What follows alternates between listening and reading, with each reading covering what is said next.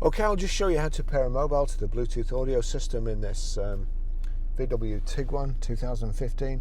First of all, we make sure that Bluetooth is on. So Bluetooth's on at the top there. We're watching out at the bottom.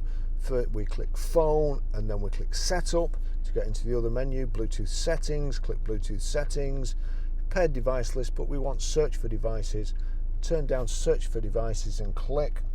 And then we're watching VW phone here.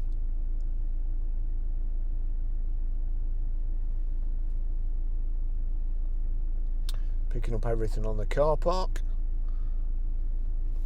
Barry's iPhone 12 Pro, so we'll click on that.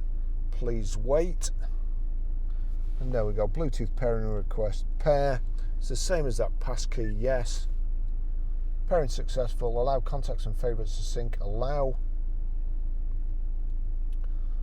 VW phone not connected. Still searching here. There you go, connected and connected on the system. So pretty simple system.